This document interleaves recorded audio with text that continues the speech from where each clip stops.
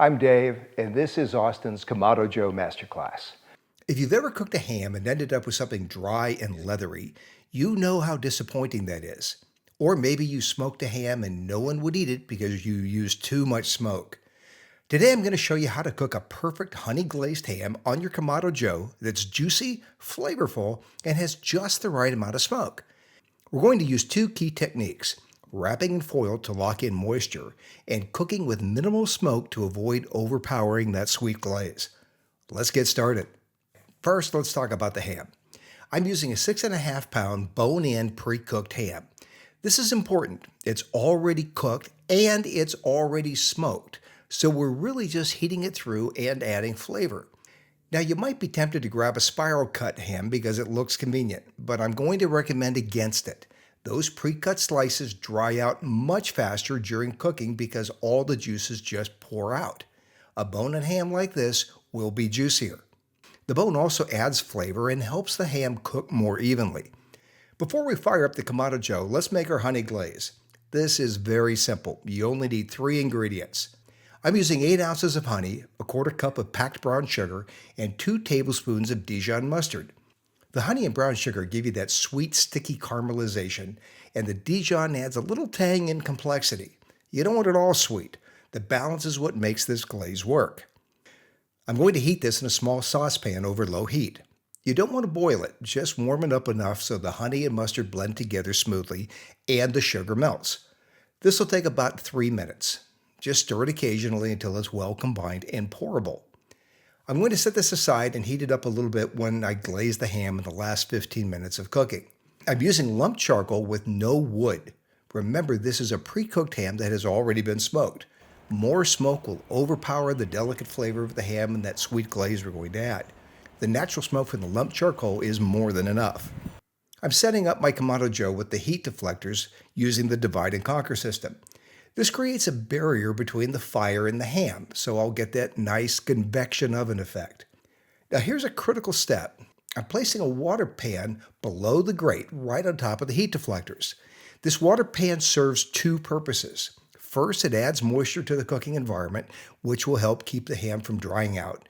Second, it adds another heat buffer, stabilizing the temperature and preventing hot spots. I'm filling the aluminum pan about halfway with water. You don't want it too full or it's going to splash out when you try to get it out later. I'm also using my fireboard to maintain 325 degrees Fahrenheit and monitor the internal temperature. It will alert me when the internal temperature of the ham reaches 140 degrees Fahrenheit. While the grill is coming up to temperature, let's prepare the ham. I'm going to wrap this completely in heavy-duty aluminum foil. That is my insurance policy against it drying out. Lay out 2 long sheets of heavy-duty foil in a cross pattern. Insert your internal temperature probe into the thickest part of the ham away from the bone. The bone conducts heat differently than the meat, so you'll get a false reading if your probe is against it. Place the ham in the center and bring the foil up around it, making sure it's completely sealed. You want to create a tight package with no gaps where steam can escape. This foil wrap is going to trap all the moisture and natural juices from the ham. It's essentially steaming the ham in its own juices while it heats through. I'll remove the foil later to apply the glaze and get that caramelized finish, but for the first 1 hour and 15 minutes, this ham is staying wrapped. All right, the Kamado Joe is holding steady at 325 degrees. Time to get the ham on. I'm placing the wrapped ham in an aluminum pan and placing that on the grate right above the water pan. The reason is when I cut the foil later on, I want something to collect all that juice. It'll just make the job easier.